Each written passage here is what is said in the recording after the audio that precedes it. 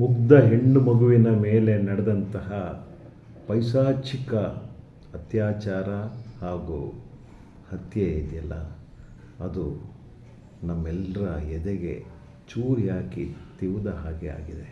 ಇಲ್ಲಿ ಏನೋ ದಸರಾ ನಡೀತಾ ಇದೆ, ಇಲ್ಲಿ ಏನೋ ಸ್ವರ್ಗ ಕಾಣ್ತಾ ಇದೆ ಅಂಥೇಳಿ ಒಂದಿಷ್ಟು ಹಣಕಾಸು, ಒಂದು ಬಲೂನ್ ಮಾರ್ಕೊಂಡು ಒಂದಿಷ್ಟು ದುಡ್ಡು ಮಾಡ್ಕೊಳ್ಳೋಣ ಅಂತ ಅಂತಹ ಮಗುವಿನ ಮೇಲೆ ಯಾವನೋ ಒಬ್ಬ ಹೊಂಚಾಕಿ ಪೈಶಾಚಿಕವಾಗಿ ಎತ್ಕೊಂಡು ಹೋಗಿ ರೇಪ್ ಮಾಡಿ ಸಾಯಿಸೋದಿದೆಯಲ್ಲ, ಇದು ಇಲ್ಲಿ ನಡೆಯುತ್ತದೆ ಅಂತಂದರೆ ಇಲ್ಲಿಯ ಜನ ಯೋಚನೆ ಮಾಡಲೇಬೇಕು. ಹೌ ಸೇಫ್ ವಿ ಆರ್, ಎಷ್ಟು ನಾವು ರಕ್ಷಣೆಯನ್ನು ಹೊಂದ್ತಾ ಇದ್ದೀವಿ ಈ ಊರಿನಲ್ಲಿ.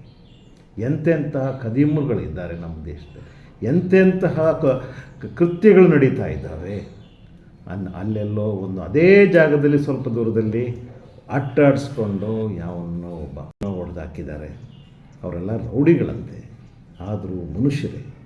ಒಬ್ಬ ಮನುಷ್ಯನನ್ನು ಮತ್ತೊಬ್ಬ ಮನುಷ್ಯ ಆಯುಧ ಹಿಡಿದು ಒಟ್ಟಾಡಿಸ್ಕೊಂಡು ಹೊಡಿತಾರೆ ಅಂತಂದರೆ ಇದನ್ನು ನಾವು ನಿರೀಕ್ಷೆ ಮಾಡಲಿಕ್ಕಾಗತ್ತಾ? ಇಂಥ ಅಡ್ವಾನ್ಸ್ಡ್ ಲಾ ಆ್ಯಂಡ್ ಆರ್ಡರ್ ಇರುವಂತಹ ಸಂದರ್ಭದಲ್ಲಿ ಈ ಮಗುಗೋಸ್ಕರ ನಮ್ಮ ಎದೆ ಮಿಡಿತಾ ಇದೆ. ಏನೇ ಆದರೂ ಕೂಡ ಪ್ರಪ್ರಥಮವಾಗಿ ಮೈಸೂರಿನ ಪೊಲೀಸರಿಗೆ ಒಂದು ಸಲ ಕೊಡಲೇಬೇಕು. ಎಷ್ಟು ಬೆಳಗ್ಗೆ ಇನ್ನೊಂದು ದಿವಸ ಆಗೋದ್ರೊಳಗಡೆ ಆ ಮಗುವಿನ ಮೇಲೆ ಎರಗದಂತಹ ಅತ್ಯಾಚಾರ ಮಾಡಿರುವಂತಹ ಸಾಯಿಸಿದಂತಹ ವ್ಯಕ್ತಿಯನ್ನು ಎಡೆಮೂರಿ ಕಟ್ಟಿ ಕರ್ಕೊಂಡು ಬಂದಿದ್ದಾರೆ. ಒಬ್ಬ ತಂದೆಯಾಗಿ ನಾನು ಒಮ್ಮೆ ಇಮೋಷ್ನಲ್ಲಾಗಿ ಮಾತಾಡೋದಾದರೆ ಅವ್ನು ಕಾಲಿಗೆ ಹೊಡೆಯುವ ಗುಂಡನ್ನು ಅವ್ನಿಗೆ ಎದೆಗೆ ಹೊಡೆದ್ಬಿಡ್ಬೇಕಾಗಿತ್ತು. ಆದರೆ ಮತ್ತೊಂದು ಕಡೆ ಕಾನೂನು, ಸಂವಿಧಾನ ಇವೆಲ್ಲವನ್ನು ಯೋಚನೆ ಮಾಡಿದಾಗ ತಪ್ಪಾಗುತ್ತೆ. ಈಗ ಅವನ ಖರ್ಚನ್ನು ಕೂಡ ನಮ್ಮ ಸರ್ಕಾರವೇ ಭರಿಸಬೇಕು, ಆ ಕಾಲು ರಿಪೇರಿಯನ್ನು ಅವರೇ ಮಾಡಬೇಕು.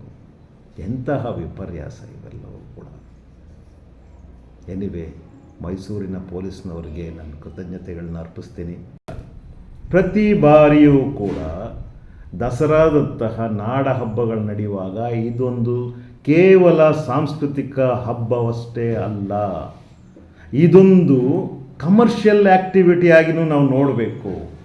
ಎಲ್ಲೆಲ್ಲಿಂದನೋ ಜನಗಳು ಬರ್ತಾರೆ, ಯಾವುದ್ಯಾವುದೋ ಕಾರಣಕ್ಕೆ ಬರ್ತಾರೆ, ಯಾರ್ಯಾರೋ ಹಣ ಮಾಡ್ತಿರ್ತಾರೆ, ಇನ್ಯಾರೋ ಬದುಕು ಕಟ್ಕೊಳ್ತಾ ಇರ್ತಾರೆ, ಇನ್ಯಾರೋ ಯಾರನ್ನೋ ತಲೆಹಿಡಿಯೋ ಕೆಲಸಗಳು ಮಾಡ್ತಿರ್ತಾರೆ. ಇನ್ನು ಯಾವ ಗಲ್ಲಿಗಳಲ್ಲಿ ಎಲ್ಲಿ ಯಾವುದ್ಯಾವುದೋ ಸ್ಪಾ ಹೆಸರುಗಳು, ಇನ್ಯಾವುದೋ ಹೆಸರುಗಳು, ಬ್ಯೂಟಿ ಪಾರ್ಲರ್ ಹೆಸರುಗಳು, ಲಾಡ್ಜ್ಗಳು, ರೆಸಾರ್ಟ್ಗಳು ಅಥವಾ ಹೋಮ್ ಸ್ಟೇಗಳು ಆ ಸಂದರ್ಭದಲ್ಲಿ ಗರಿಗೆದರ್ತಾ ಇರ್ತವೆ. ಬಂದು ಉಂಡು ತಿಂದು ಬಿಸಾಕಿ ಹೋಗಲಿಕ್ಕೆ ಬೇಕಾದಷ್ಟು ಜನ ಇದ್ದಾರೆ. ಏನನ್ನು ಉಣ್ತಾ ಇದ್ದಾರೆ ಇವರು ಅನ್ನೋಂಥದ್ದನ್ನು ನಾವು ಯೋಚನೆ ಮಾಡಬೇಕು. ಕೇವಲ ಅನ್ನ ತಿಂದು ಹೋದರೆ ಪರವಾಗಿಲ್ಲ, ಮಕ್ಕಳನ್ನು ಉಂಡೋಗೋದಿದೆಯಲ್ಲ, ಹೆಣ್ಣು ಮಕ್ಕಳನ್ನು ಉಂಡೋಗೋದಿದೆಯಲ್ಲ, ಅವರನ್ನು ಕತ್ತಿಸಿ ಸಾಯಿಸಿ ಹೋಗೋದಿದೆಯಲ್ಲ, ಇದ್ರ ಬಗ್ಗೆ ನಾವೇನಾದರೂ ಯೋಚನೆ ಮಾಡ್ತಾ ಇದ್ದೀವಿ? ಯಾವ ರೀತಿಯಾದ ಪ್ರಿಕಾಷನರಿ ಮೆಥಡ್ಸ್ನ ನಾವು ರಕ್ಷಣಾತ್ಮಕವಾಗಿ ಇವುಗಳನ್ನೆಲ್ಲವನ್ನು ತಡೆಗಟ್ಟುವಂತಹ ಕೆಲಸಗಳನ್ನು ನಾಡ ಹಬ್ಬದಲ್ಲಿ ನಾವು ಎಷ್ಟು ತಯಾರು ಮಾಡಿದ್ದೇವೆ, how prepared we are, how much prepared. ನಾವು ಯಾವುದೇ ಸಿದ್ಧತೆಗಳೇ ಇಲ್ಲ ಅಂತ ಅನಿಸುತ್ತೆ. ಎಕ್ಸಾಂಪಲ್ ನಾನು ಹೇಳ್ತಾ ಇರೋದು ಈ ಮಗುವಿನ ವಿಚಾರ. ಜಿಲ್ಲಾಡಳಿತ ಇಂತಹ ಮಕ್ಕಳಿಗೋಸ್ಕರ, ಇಂತಹ ಕುಟುಂಬಗಳಿಗೋಸ್ಕರ ಏನಾದರೂ ಒಂದು ವ್ಯವಸ್ಥೆ ಮಾಡಬೇಕಲ್ಲ, ಅವ್ರಿಗೋಸ್ಕರ ಒಂದು ವಸತಿಯಾದರೂ ಇರಬೇಕಲ್ಲ. ಬೇಕಾದರೆ ಅವರಿಗೆ 2 ಏಟು ಹೊಡೆದ್ಬಿಟ್ಟು ಓಡಿಸ್ಲಿಕ್ಕೆ ನಾವು ತಯಾರಾಗಿದ್ದೇವೆ. ನೀನು ಎಲ್ಲಿಂದ ಬಂದಿದ್ದೀಯಾ, ಏನು ಕತೆ ಕಣಪ್ಪ, ಇಲ್ಲಿ ಮಲ್ಕೊಳ್ಳೋಕ್ಕೆ ಒಂದು ಜಾಗ ಮಾಡಿದ್ದೀವಿ, ಬನ್ನಿ ಅಂತ ಕರ್ಕೊಂಡೋಗಿ ಅಕಸ್ಮಾತ್ ಬರಲಿಲ್ಲ ಅಂತಂದರೆ ಅವರನ್ನು ಅಲ್ಲಿ ಮಲಗಲಿಕ್ಕೆ ಬಿಡಬಾರ್ದು. ಅವರಿಗೆ ವಸತಿಯನ್ನು ಕೊಟ್ಟು, ಅವರಿಗೆ ಹಣಕಾಸನ್ನು ಒಂದು ಸ್ವಲ್ಪ ಕೊಟ್ಟು, ಅನ್ನ ಕೊಟ್ಟು ಸಾಕಬೇಕಾದಂಥ ಜಿಲ್ಲಾಡಳಿತ ಫುಟ್ಪಾತ್ ಮೇಲೆ ಬಿಟ್ಟರೆ ನಾಡ ಹಬ್ಬಕ್ಕೆ ಎಲ್ಲಿದೆ ಗೌರವ? ನಾಡ ಹಬ್ಬಕ್ಕೆ ಎಲ್ಲಿದೆ ಗೌರವ? ಪೆನ್ಷನರ್ಸ್ ಪ್ಯಾರಡೈಸ್ ಅಂತ ಹೇಳುವಂತಹ, ಉದ್ಯಾನ ನಗರಿ ಅನ್ನುವಂತಹ, ವಿಶ್ವವಿಖ್ಯಾತ ಅನ್ನುವಂಥ ಮೈಸೂರಿನ ಮರ್ಯಾದೆ ಎಲ್ಲಿಗೆ ಬಂತು? ಇದು ನಮ್ಮ ದೌರ್ಬಲ್ಯ, ನಮ್ಮ ವೈಫಲ್ಯ ಅಂತಲೇ ನಾನು ಹೇಳುವಂಥದ್ದು. ಈ ರೀತಿಯಾದಂಥ ಮಗುವಿನ ಜೀವವನ್ನು ತೆಗೆದಿರುವಂಥದ್ದು ಯಾವನೋ ಒಬ್ಬ ಪಿಸಾಚಿ ಅಲ್ಲ ಅದು ಮಾಡಿರುವಂಥ ಕೆಲಸ. ನಮಗೆ ತಯಾರಿ ಇಲ್ಲದೆ ಇರುವಂತಹ ನಾಡ ಹಬ್ಬದಲ್ಲಿ ಎಷ್ಟು ಬಾರಿ ನಾವು ಹೇಳ್ತೇವೆ, ಈ ನಾಡ ಹಬ್ಬ ಒಂದು ಸಾಂಸ್ಕೃತಿಕವಾದ ಸಡಗರ ಮಾತ್ರವಷ್ಟೇ ಅಲ್ಲ. ಇಲ್ಲಿ ಲಕ್ಷಾಂತರ ಜನ ಪ್ರಯಾಣಿಕರು ಮತ್ತು ಪ್ರವಾಸಿಗರು ಬಂದೇ ಬರ್ತಾ ಇರ್ತಾರೆ. ಇಲ್ಲಿಂದ ಹಾದು ಕೊಡಗಿಗೆ ಹೋಗ್ತಾರೆ, ಮಂಗಳೂರಿಗೆ ಹೋಗ್ತಾರೆ, ಮತ್ತೊಂದು ಕಡೆ ಹೋಗ್ತಾರೆ. ಇದೇ ಕಾರಣಕ್ಕೋಸ್ಕರ ಹಲವಾರು ರೆಸಾರ್ಟ್ಗಳು, ಸ್ಪಾಗಳು, ಹೋಮ್ ಸ್ಟೇಗಳು ತಲೆ ಎತ್ತುತ್ತಾ ಇರ್ತವೆ. ಹೆಣ್ಣುಮಕ್ಕಳನ್ನು ಕರ್ಕೊಂಡು ಬರುವಂಥ ಜಾಲಗಳು ಮತ್ತಷ್ಟು ಕಾರ್ಯಪ್ರವೃತ್ತವಾಗಿ ಕೆಲಸಗಳನ್ನು ಮಾಡ್ತಾ ಇರ್ತಾರೆ. ಇದನ್ನು ಪತ್ತೆ ಮಾಡುವಂಥ ಕೆಲಸವನ್ನು ನಾವೆಷ್ಟು ಮಾಡ್ತಾ ಇದ್ದೇವೆ? ಡೈರೆಕ್ಟಾಗಿ ನಾನು ಪೊಲೀಸ್ ಕಮಿಷನರ್ ಅವ್ರಿಗೂ ಹೇಳ್ತಾ ಇರುವಂಥದ್ದು, ನಾವು ಪತ್ರದ ಮೇಲೆ ಪತ್ರವನ್ನು ಕೊಡ್ತಾ ಇದ್ದರೂ ಕೂಡ ಮೈಸೂರಿನಲ್ಲಿ ಈ ದಂಧೆ ನಡೆಯುವಂಥ ಜಾಗಗಳ ಮೇಲೆ ಎಷ್ಟು ರೈಡ್ಗಳು ಮಾಡಿದ್ದೀರಾ? ಎಷ್ಟು ರೈಡ್ ಮಾಡಿದ್ದೀರಾ ಮೇಡಮ್? ಇದನ್ನು ನೀವು ಒಂದು ಪಾಸಿಟಿವ್ ಆಗಿ ತಗೊಳ್ಳಿ. ನಾನು ಬಂದು ನಿಂತ್ಕೊಳ್ಬೇಕಾ ಅಥವಾ ನಮ್ಮವ್ರು ಬಂದು ನಿಂತ್ಕೊಳ್ಳೋ? We are working together. ನೀವು ಮಾಡಬೇಕಾಗಿತ್ತು, ಇದುವರೆಗೂ ಕೂಡ ಮಾಡ್ತಿಲ್ಲ. ಜನ ನಿಮಗೂ ಎಷ್ಟೋ ಒಂದು ಇನ್ಫಾರ್ಮೇಷನ್ಸ್ ಕೊಡ್ತಿದ್ದಾರೆ ಕಾಣುತ್ತೆ, ಆದರೆ ನಮಗೆ ಕೊಟ್ಟಿರುವಂಥದ್ದು ಇನ್ನೂ ಇಂಪ್ಲಿಮೆಂಟ್ ಆಗಿಲ್ಲ ಅಂತ ಹೇಳೋ ಕಾರಣಕ್ಕೆ ನಮ್ಮ ನೈತಿಕತೆಯನ್ನು ಕೇಳುವಂಥದ್ದು ಕೂಡ ಇವತ್ತು ಜನರು ಮಾಡ್ತಾ ಇದ್ದಾರೆ. ನೀವು ಈ ಕೆಲಸವನ್ನು ಮಾಡ್ತಿಲ್ಲ, ಎಲ್ಲೋ ಒಂದು ಕಡೆ ಕಾಂಪ್ರಮೈಸ್ ಮಾಡ್ಕೊಳ್ತಾ ಇದ್ದಾರೆ. ಈ ಮಾತು ನಮಗೆ ಬೇಕಾ, ನಿಮಗೆ ಬೇಕಾ? ಇದು ಈ ಮಗುವಿನ ಸಾವನ್ನು ಮುಂದೆ ಇಟ್ಕೊಂಡು ನಾನು ಕೇಳಬಾರ್ದು, ಆದರೂ ಹೇಳ್ತಾ ಇದ್ದೀನಿ. ಅರಳಿ ನಿಲ್ಲಬೇಕಾದ ಜೀವ ನಾಡ ಹಬ್ಬದ ಸಂದರ್ಭದಲ್ಲಿ ಹೊರಟೋಗ್ತಾ ಇದೆ ಅಂತಂದರೆ ಇದು 101 ಪ್ರಶ್ನೆಗಳನ್ನು ಹುಟ್ಟಾಕುತ್ತೆ.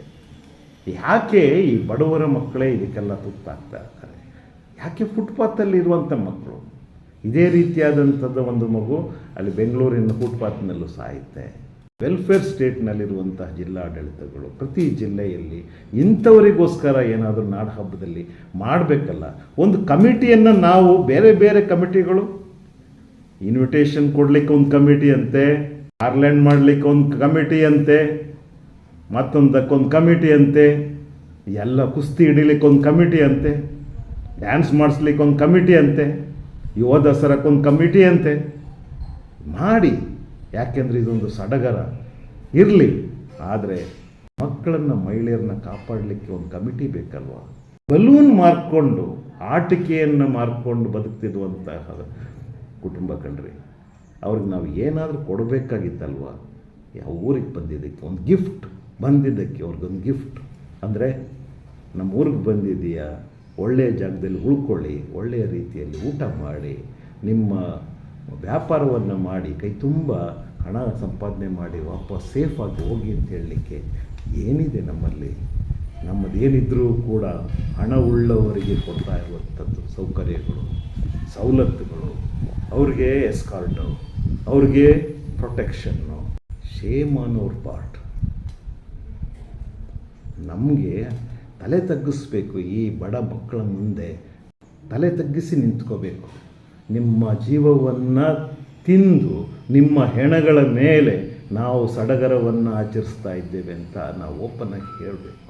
ಜಿಲ್ಲಾಡಳಿತಕ್ಕೆ ನಾನು ಕಣ್ಣಲ್ಲಿ ರಕ್ತವನ್ನು ತಂದುಕೊಂಡು ಹೇಳ್ತಾ ಇದ್ದೇನೆ, ಇದು ನಡೀಕೂಡದು. ಮೈಸೂರಿನಲ್ಲಿ ನಡೆಯದ ಹಾಗೆ ರಕ್ಷಣಾತ್ಮಕವಾಗಿ ಇದನ್ನು ತಡೆಗಟ್ಟುವಂತಹ ವ್ಯವಸ್ಥೆಯನ್ನು ಜಿಲ್ಲಾಡಳಿತ ಮಾಡಲೇಬೇಕು ಅಂತ ನಾನು ಆಗ್ರಹಿಸ್ತಾ ಇರುವಂಥದ್ದು. ನಂತರದಲ್ಲಿ ಉಳಿದ ಎಲ್ಲ ಕಮಿಟಿಗಳನ್ನೇ ಇಟ್ಕೊಳ್ಳಿ. ಲಕ್ಷಾಂತರ ಕೋಟ್ಯಾಂತರ ರೂಪಾಯಿಯನ್ನು ನಾಡ ಹಬ್ಬದಲ್ಲಿ ನಾವು ಖರ್ಚು ಮಾಡ್ತಾ ಇದ್ದಾಗ ಈ ರೀತಿ ಬಡ ವರ್ಗದವರಿಗೆ ಅವರನ್ನು ಪ್ರೊಟೆಕ್ಟ್ ಮಾಡ್ಕೊಳ್ಳೋಕ್ಕೋಸ್ಕರ ಒಂದು ಸಣ್ಣ ಒಂದು ಟೆಂಪ್ರವರಿ ವ್ಯವಸ್ಥೆಯನ್ನಾದರೂ ಮಾಡಬೇಕಲ್ಲ. ಅವರಿಗೆ ಬಹಿರ್ದೇಶಕ್ಕೆ ಹೋಗ್ಲಿಕ್ಕಾದ್ರೂ ಒಂದು ವ್ಯವಸ್ಥೆಯನ್ನು ಮಾಡಿಕೊಡ್ಬೇಕಲ್ಲ.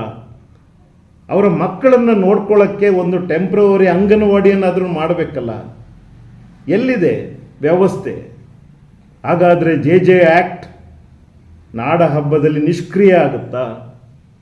ಹಾಗಾದರೆ SOP ನಿಷ್ಕ್ರಿಯ ಆಗಿದೆಯಾ? ಮಕ್ಕಳನ್ನು ಕಾಯಬೇಕಾದಂತಹ ಕೇಂದ್ರ ಸರ್ಕಾರ ತಂದಂಥ SOPಗಳು. ಯಾರ ಮಕ್ಕಳು ಏನಾದರೂ ನಮಗೇನು, ನಮ್ಮ ಮಕ್ಕಳು ಸೇಫ್ ಆಗಿದ್ದಾರೆ ಅಂತ ತಿಳ್ಕೊಳ್ಬೇಡಿ. ಇದು ಒಳ್ಳೆಯ ಲಕ್ಷಣ ಆಗೋದಿಲ್ಲ. ನಾನು ಹೇಳಿರುವಂಥದ್ದು ನನ್ನ ಎದೆಯೊಳಗಿನ ನೋವನ್ನಷ್ಟೇ, ನಿಮ್ಮನ್ನು ಗುರಿಯಾಗಿಟ್ಕೊಂಡು ಹೇಳಿದ್ದಲ್ಲ.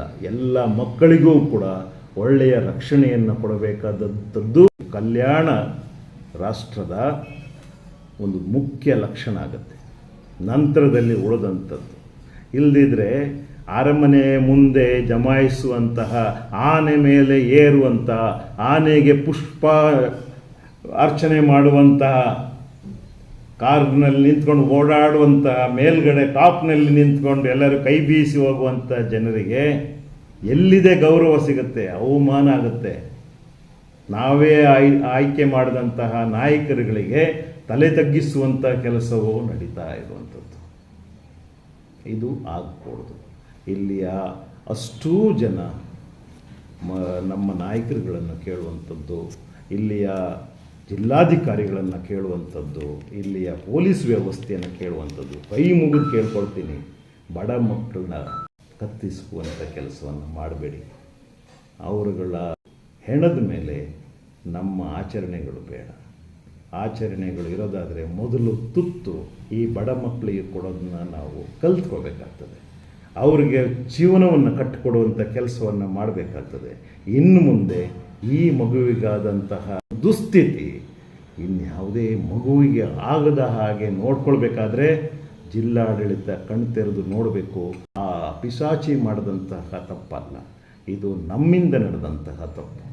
ಒಂದು ಪ್ರಿಕಾಷನರಿ ಮೆಥಡ್, ಒಂದು ಪ್ರೊಟೆಕ್ಟಿವ್ ಮೆಥಡ್ ನಾವು ಪಾಲಿಸದೇ ಹೋದರೆ ಇಲ್ಲಿ ಬರುವಂತಹ ಮಕ್ಕಳಿಗೆ, ಮಹಿಳೆಯರಿಗೆ, ಬಡವರಿಗೆ ಯಾವುದೇ ರೀತಿಯಲ್ಲೂ ಕೂಡ ವಿಶ್ವವಿಖ್ಯಾತ ಮೈಸೂರು ರಕ್ಷಣೆಯನ್ನು ಕೊಡಲಾರದು ಅಂತಲೇ ಹೇಳ್ತಾ ಇದ್ದೀನಿ.